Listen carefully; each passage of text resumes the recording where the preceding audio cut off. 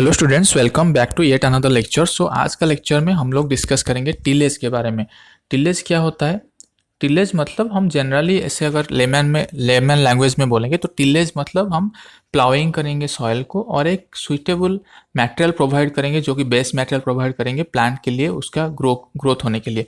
तो टिलेज में हम लोग जनरली करते क्या है, हम लोग एक सपोज एक फील्ड है उसको टिलेज करते हैं। टिलेज मतलब टिल करते हैं, उसको प्लाउइंग करते हैं, उसको एक प्रॉपर जो प्लांट रूट है, सॉइल एज एक्ट करता है एक बेस मटेरियल, एक foundation for plant growth. Okay, तो इसका जो जर्मिनेशन के लिए, क्रॉप का जर्मिनेशन के लिए और उसका स्टैंड एस्टेब्लिशमेंट के लिए, उसका रूट को एक सपोर्ट देने के लिए, एक सुइटेबल एनवायरनमेंट प्रोवाइड करने के लिए हम लोग टिलेज करते हैं। टिलेज में हम लोग प्लाविंग करते हैं उसको एक सुइटेबल एनवायरनमेंट देने के लिए। और क्या कर सकते हैं टिलेज में? टिलेज में हम लोग वीड मैनेजमेंट भी करते हैं। टिलेज के द्वारा वीड मैनेजमेंट भी होता है। एक सीड बेड, सुइटेबल जो सीड बेड है वो प्रोवाइड करते हैं हम प्लांट को, राइट। टिलेज जो वर्ड है वो derive from Anglo Saxon word that is tilian और teolian, that means to plough and prepare the soil for seed to sow. Okay, seed sowing और लाइक सीड सोइंग के लिए हम prepare करते हैं जो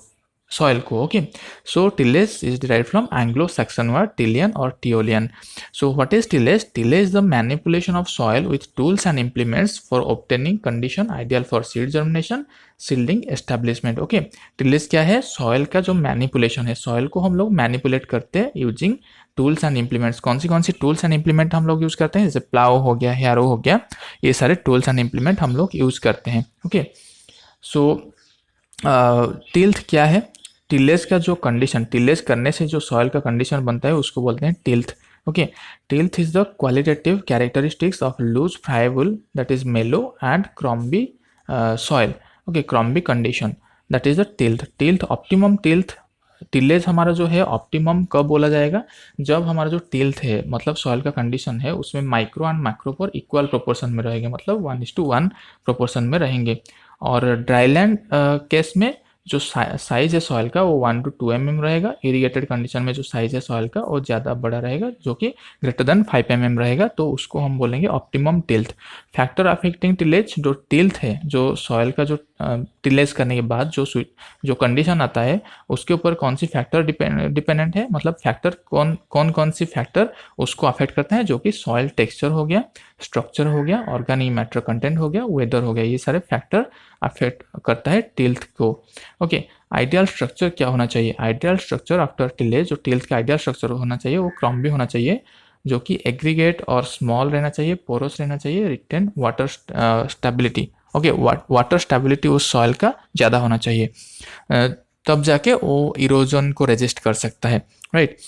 सॉइल कंसिस्टेंसी क्या है? सॉइल कंसिस्टेंसी मतलब resistance of soil to different soil moisture content to mechanical stress and manipulation. Okay, जो मैकेनिकल स्ट्रेस और मैनिपुलेशन होता है, सपोज हम लोग टिलेज करते हैं या फिर हम लोग एक कोई हैवी मशीनरी रन करते हैं सॉइल के ऊपर, फील्ड के ऊपर, तो डिफरेंट मॉइस्चर कंडीशन में वो सॉइल कैसे उसको रेजिस्ट करता है उसको बोलते हैं सॉइल कंसिस्टेंसी।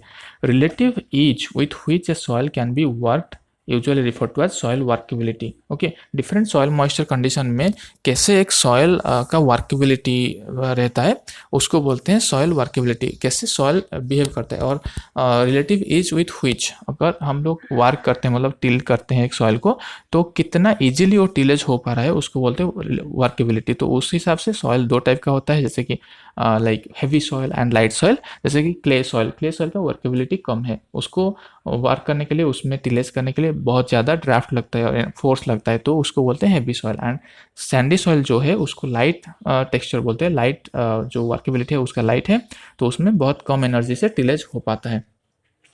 तो वर्केबिलिटी जो है वो फोर्स ड्रॉबैर पुल के ऊपर डिपेंड करता है। So for soil having clay content 24% clay, that is drawbar pull required is 480 kg, and अगर 5% clay रहता है तो वहाँ पे 704 kg, तो कुछ 6% इंक्रीज होने से, कुछ 9% इंक्रीज होने से ड्रॉबार पुल जो है अराउंड वो भी 50% इंक्रीज हो गया। नॉन प्लास्टिक सॉइल किसको बोलेंगे? जहाँ पे जिस सॉइल में clay amount is less than 10%, उसको बोलेंगे नॉन प्लास्टिक सॉइल। सो जो मॉइस्चर वो एक मेजर रोल प्ले करता है। हमारा टिलेज हम जो करेंगे वो सुइटेबल मॉइस्चर कंडीशन में होना चाहिए वो फील्ड। ओके, तो वो कैसे पता चलेगा? तो मॉइस्चर को लेके सॉइल का जो कंडीशन है वो डिफरेंट टाइप का होता है। एक तो श्रिंकेज लिमिट होता है, एक प्लास्टिक लिमिट होता है, एक लिक्विड लिमिट होता है। श्रिंकेज लिमिट क्या है? जिस मॉइस्चर कंडीशन उससे अगर कम होगा मॉइस्चर तो हम उसको होल्ड नहीं कर सकते। जो एक सॉइल है, सपोज एक आप चले गए फील्ड, एक आपका जो मुट्ठी है उसमें एक सॉइल ले लिए, कुछ सॉइल ले लिए, अगर आप उसको पकड़ के आप उस आपका हाथ में अगर वाटर आ रहा है या फिर वो सॉइल जो है एक स्ट्रक्चर वेल मतलब एक एग्रीगेटेड स्ट्रक्चर में कन्वर्ट हो पाता है, तो उसको बोलते हैं वो है श्रिंकेज लिमिट। उससे अगर कम रहेगा मॉइस्चर उसको बोल रहे हैं श्रिंकेज लिमिट। तो उस श्रिंकेज लिमिट अगर वाटर आ गया, सॉइल मॉइस्चर आ गया, तो उसको हम होल्ड नहीं कर सकते।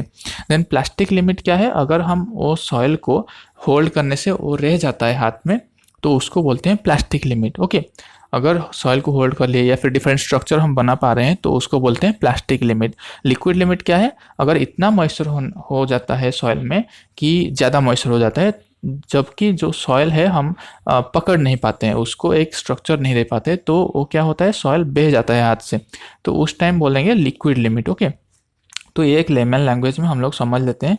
तो जो हमारा जो सॉइल इंडेक्स है, जिस कंडीशन में हम लोग जो टिलेज है वो हमारा ऑप्टिमम होगा, वो किस कंडीशन में ऑप्टिमम होगा? जब श्रिंकेज लिमिट से प्लास्टिक लिमिट इसी के बीच में हमारा जो सॉइल का मॉइस्चर रहेगा उसको बोलते हैं फ्राइबिलिटी इंडेक्स। इसी कंडीशन में हमारा जो टिलेज होगा वो ऑप्टिमम होगा। और जो प्लास्टिक इंडेक्स किसको बोलेंगे? जो मॉइस्चर जिस कंडीशन में प्लास्टिक लिमिट से लिक्विड लिमिट तक रहता है वो प्लास्टिक इंडेक्स बोलते हैं। तो tillage with minimum structural deterioration कब होता है? जब श्रिंकेज लिमिट से प्लास्टिक लिमिट के बीच रहता है जो मॉइस्चर सॉइल का। ओके, फ्राइबिलिटी इंडेक्स क्या है? श्रिंकेज टू प्लास्टिक लिमिट है। ओके, प्लास्टिक इंडेक्स क्या है? Plastic limit to liquid limit है। तो more is the friability index. अगर ये फ्राइबिलिटी इंडेक्स जो है श्रिंकेज लिमिट से प्लास्टिक लिमिट तक, ये जो रेंज है अगर ज़्यादा रहेगा तो लॉन्गर पीरियड तक हम वो सॉइल को हम कल्टीवेट कर सकते हैं, टिलेज सुइटेबली कर सकते हैं without structural deterioration. Index of workability in terms of soil susceptible to structural damage, that is plastic index. अगर हम प्लास्टिक इंडेक्स में सॉइल को टिलेज करने की कोशिश करते हैं तो स्ट्रक्चरल डैमेज होने का चांसेस जो है बहुत ज़्यादा बढ़ जाता है। Then consequence of tilling heavy soil beyond critical consistency limit. जो क्रिटिकल कंसिस्टेंसी लिमिट है उसके बियॉन्ड अगर हम हैवी सॉइल को टिलेज करते हैं तो उसका रिजल्ट में क्या आएगा? कॉम्पैक्शन होगा और पडलिंग होगा, उस सॉइल का कॉम्पैक्शन हो जाएगा या फिर पडल हो जाएगा उस सॉइल। मतलब वो जो है एक प्लाव पैन डेवलप हो जाएगा या फिर वो सॉइल इतना कम्पैक्ट हो जाएगा कि मॉइस्चर पेनेट्रेशन में मतलब दिक्कत होगा या फिर रूट का जो ग्रोथ होगा वो हैम्पर होगा। Then undesirable effect of tillage क्या क्या है? Plough pan development, aggregation degradation. Okay, aggregation जो स्टेबिलिटी वो डिग्रेड करेगा। देन सॉइल ऑर्गेनिक कार्बन भी रिड्यूस करेगा सॉइल का। फ्राइबिलिटी क्या होता है? Friability is that property of soil by which the clods when dried become crumby. जो क्लॉड फॉर्मेशन होता है मॉइस्चर ऑब्जर्व करके सॉइल का, तो अगर वो सॉइल फ्राइबल है तो वो जो जब ड्राई होगा तब वो क्रम्बी हो जाएगा, मतलब वो एक लाइक क्लॉड टाइप का नहीं रहेगा और उसको बोलते हैं friability. So type of tillage क्या क्या देखते हैं? टाइप ऑफ टिलेज में आ जाता है एक ऑन सीजन टिलेज आ जाता है और एक ऑफ सीजन टिलेज आ जाता है। ऑन सीजन टिलेज में फिर आ जाता है प्रिपरेटरी टिलेज और इंटर टिलेज। प्रिपरेटरी टिलेज में हम लोग जब सोइंग के लिए प्रिपेयर करते हैं सॉइल को उसको बोलते हैं प्रिपरेटरी टिलेज। इंटर टिलेज में हम लोग वीड मैनेजमेंट के लिए हो गया या फिर हम लोग चाहते हैं कि आर्दिंग अप करना है तो वो सारी चीज़ इंटर टिलेज बोलते हैं उसको, राइट। प्रिपरेटरी टिलेज में फिर आ जाएगा प्राइमरी टिलेज और सेकेंडरी टिलेज। प्राइमरी टिलेज जो है होता है पहले जो रफ एक फील्ड को प्लाव किया जाता है उसको बोलते हैं प्राइमरी टिलेज, जो कि अपोजिट डायरेक्शन में डायगोनली प्लाव किया जाता है। देन सेकेंडरी टिलेज किस लिए किया जाता है? सेकेंडरी टिलेज जो है हमारा ऑब्टेनिंग सीड बेड, जो गुड सीड बेड एक प्रोड्यूस करने के लिए प्राइमरी टिलेज के बाद और एक सेकेंडरी टिलेज किया जाता है, जहाँ पे हम लोग सॉइल को और भी फाइन बनाते हैं। Okay, then off season tillage कब क्या जाता है? जैसे कि ऑफ सीजन टिलेज का एग्जांपल क्या है? Summer tillage, soft soiling, mulch tillage, fallow and clean tillage, these are off season tillage. Okay, so factors क्या क्या अफेक्ट करता है टिलेज को? Crop, soil, climate, farming and cropping system, these are the factors affecting tillage. Okay, puddling क्या है? Puddling में हम क्या करते हैं? पानी भर देते हैं सॉइल में और उसके बाद प्लाविंग कर देते हैं, तब क्या होता है सॉइल का जो स्ट्रक्चर है वो डिग्रेड हो जाता है। जैसे कि हम लोग बात किए कि प्लास्टिक इंडेक्स और प्लास्टिक लिमिट में अगर हम प्लाविंग करते हैं तो सॉइल का स्ट्रक्चर डिग्रेड होता है। हमको प्लाविंग कब करना चाहिए, फ्राइबिलिटी इंडेक्स के टाइम। ओके, जब मॉइस्चर कंटेंट फ्राइबिलिटी इंडेक्स के बीच में रहा तो हमको प्लाविंग इज मतलब जो है सुइटेबल होता है, और structural degradation, without structural degradation हम प्लाविंग कर पाएंगे। लेकिन जब हम फ्राइबिलिटी इंडेक्स, जब हम प्लास्टिक इंडेक्स या फिर बियॉन्ड दैट श्रिंकेज लिमिट के बाहर अगर हम प्लाविंग करते हैं तो फिर क्या होगा, स्ट्रक्चरल डिग्रेड हो गए, जो सैंड सिल्ट क्ले वो अलग अलग हो जाएगा और वो सेटल हो जाएगा, और वहाँ पे एक इम्परवियस लेयर क्रिएट होगा जो कि जिसको बोलते हैं पडलिंग। पडलिंग के कारण क्या क्या होता है, reduce in pore space reduce हो जाता है, बल्क डेंसिटी सॉइल का बढ़ जाता है। ऑब्जेक्टिव क्या है पडलिंग का, to ideal for planting and reducing deep percolation. Rice में, जैसे कि राइस में पडलिंग जनरली एक जनरल प्रैक्टिस है, तो राइस में बहुत ज़्यादा वाटर चाहिए होता है, तो इसीलिए पडलिंग किया जाता है ताकि water use efficiency of rice बढ़ा जा सके। और वीड कंट्रोल भी, कुछ वीड जो है वो वाटर लगिंग कंडीशन में ग्रो नहीं हो पाता है, तो वीड कंट्रोल के लिए भी ये फ़ायदेमंद होता है। टिलेज इम्प्लीमेंट्स क्या क्या रहता है, सो टिलेज इम्प्लीमेंट जैसे प्लाव हो गया, ओके, कल्टीवेटर हो गया, ये सारे प्राइमरी टिलेज इम्प्लीमेंट कहलाता है। Primary tillage implement, secondary tillage implement में जैसे हैरो हो गया, ये है secondary tillage implement. Design of MB plough, कौन डिज़ाइन किए थे MB plough, William Amos of England, James Small of Scotland and James Thomas Jefferson of USA. Seed drill and horse hoe कौन पहले डेवलप किया था, जेथ्रो टूल ने। मॉडर्न कॉन्सेप्ट ऑफ टिलेज, क्या क्या मॉडर्न कॉन्सेप्ट, मतलब कि दो टाइप का टिलेज है, एक तो कन्वेंशनल टिलेज हो गया और एक कंजर्वेशन टिलेज हो गया। कन्वेंशनल टिलेज जो है फार्मर अभी जो प्रैक्टिस कर रहा है, जैसे कि क्लीन कल्टीवेशन हो गया, मल्च टिलेज हो गया, ये कन्वेंशनल टिलेज है। मतलब जो है हम प्राइमरी सेकेंडरी टिलेज दोनों कर रहे हैं तो उसको कन्वेंशनल टिलेज बोलेंगे। कंजर्वेशन टिलेज में आ जाएगा हमारा नो टिल और zero tillage, mulch tillage, strip tillage, minimum tillage और residue tillage, ridge tillage. These are conservation tillage approaches. Minimum tillage में क्या होता है, minimum tillage is not suitable for alfisol, it is highly suitable for vertisol. Minimum tillage जो होता है अल्फी soil के लिए सुइटेबल नहीं होता है। तो ये था कुछ इंपॉर्टेंट की पॉइंट्स ऑन टिलेज। ओके, अगर आपको ज़्यादा जानना है तो आप टेक्स्ट बुक पहले पढ़िए, उसके बाद इसको देखिए, ताकि आपको और भी अच्छे से समझ में आ जाएगा क्या चीज़ मैं पढ़ा रहा हूँ, या फिर आप इसको देखने के बाद टेक्स्ट बुक जरूर पढ़िए। उसके बाद हम डिस्कस करेंगे सॉइल एंड टिलेज का कुछ इंपॉर्टेंट ऑब्जेक्टिव क्वेश्चंस जो कि जनरली पूछा जाता है एग्जाम में, right. Term zero tillage was given by triplet. Triplet जो है टर्म जीरो टिलेज दिए थे। टिलेज कौन दिए थे, जेथ्रो टूल ने। जेथ्रो टूल में जो है टिलेज टर्म क्या कौन के थे, और जीरो टिलेज जो टर्म है वो ट्रिपलेट ने दिए थे। Instrument used for conservation agriculture के लिए कौन सी इंस्ट्रूमेंट यूज होता है, happy seeder, turbo cedar, raised bed planter. Soil plasticity is measured by which instrument, Atterberg apparatus. Elements readily ionize or form stable oxyanion, that is known as lithophile element. Elements tend to form covalent with sulfide, that is known as chalcophile element. ये soil section में हम लोग detail में cover करेंगे। Rate of diffusion of carbon dioxide and oxygen in air is nearly 1000 times greater than water. जो rate of diffusion of carbon dioxide oxygen जो gas है, ये वाटर के तुलना में जो एयर में 1000 टाइम हायर होता है। Okay, specific heat of humus कितना है, 0.44 कैलोरी पर ग्राम पर डिग्री सेंटीग्रेड। स्पेसिफिक क्या हीट क्या होता है, हम मेट्रोलॉजी में डिस्कस किए थे, और एक बार बता देता हूँ। स्पेसिफिक हीट जो है 1 ग्राम सब्सटेंस का 1 डिग्री सेल्सियस इंक्रीज करने के लिए कितना कैलोरी एनर्जी चाहिए होता है, उसको बोलते हैं स्पेसिफिक हीट। तो ह्यूमस के लिए ये 0.44 कैलोरी पर ग्राम होता है। Theoretical pH of 1 normal HCl is 0। Excess liming में increase potato scab. Potato scab जो होता है एक्सेस लाइमिंग करने से इंक्रीज होता है। Safe residual sodium carbonate for irrigation water is less than 1.25। Okay, so a critical soil test level approach was proposed by Kate and Nelson. Nutrient supplementation index was proposed by Wahua. Nutrient index was proposed by Parker et al. Ultra trace nutrient, it was proposed by Nicholas. Salt index was proposed by Puri. Soil catina was proposed by Milne. Set line planting कौन सी crop में किया जाता है, cotton and groundnut में। Lateritic and red soil, that is the extent in India 91 million hectare, and these are predominant clay mineral. What are the predominant clay mineral in lateritic soil and red soil? Kaolinite and elite.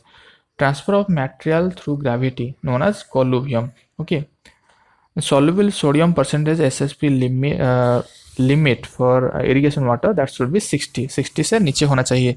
SSP, जो soluble sodium percentage in irrigation water. Okay, according to Mitscherlich, the value of C, Mitscherlich equation में एक C constant रहता है जिसके value nitrogen के लिए 0.1122 होता है, P2O5 के लिए 0.6 होता है, K2O के लिए 0.4 होता है. ये इंपॉर्टेंट है एग्जाम पॉइंट ऑफ व्यू से.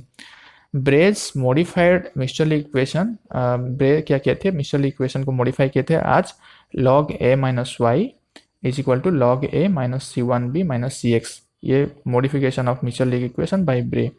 For puddling soil should have at least contain 20% clay. अगर 20% से लेस क्ले रहेगा तो पॉडलिंग उस कंडीशन में पॉसिबल नहीं होगा. कार्बन डाइऑक्साइड टू मीथेन जो कन्वर्सन के लिए रिडॉक्स पोटेंशियल कितना होना चाहिए, -200 to -280 millivolt. Optimum depletion of available soil moisture for effective plowing, that should be 25 to 50% depletion of available soil moisture according to CRIDA. Plowing depth are medium deep ploughing के लिए 15 to 20 centimetre Depp होना चाहिए. Small जो Cello ploughing के लिए 5 to 6 centimetre. Okay.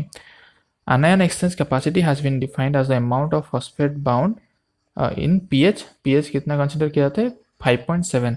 Larger deposit of material by transportation through gravity, जैसे हम लोग पहले से ही बता चुके हैं इसके बारे में. कोलोवियम, इसको हम डिटेल में स्टडी करेंगे सॉइल साइंस के टाइम. वेदरिंग में ये सारी चीज़ आता है, जो ट्रांसफर ऑफ सॉइल मटेरियल आता है उस टाइम हम लोग बात करेंगे.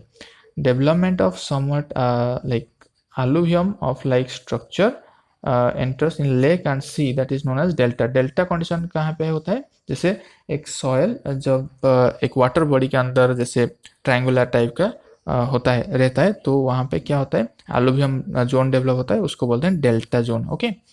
तो ये था कुछ इंपॉर्टेंट क्वेश्चंस एंड हम लोग टिलेज के बारे में इस लेक्चर में बात किए और सॉइल के बारे में भी पिछले जो लेक्चर है उसमें बात कर चुके हैं. नेक्स्ट क्लास में हम लोग डिस्कस करेंगे सॉइल एंड वाटर कंजर्वेशन के बारे में, तो उसको ज़रूर पढ़ के आइएगा. तो पढ़ने के बाद अगर आप इसको देखते हो तो फिर आपका जो डाउट है, कुछ डाउट है, अगर उसको क्लियर हो जाएगा, वो चीज़ क्लियर हो जाएगा और आपको एक क्लैरिटी मिलेगा सब्जेक्ट के ऊपर. तो अच्छे से पढ़िए. और भी कोई कुछ डाउट आ रहा है तो फिर आप कमेंट्स करके बता सकते हैं यहाँ पे. तो टिल देन बाय बाय.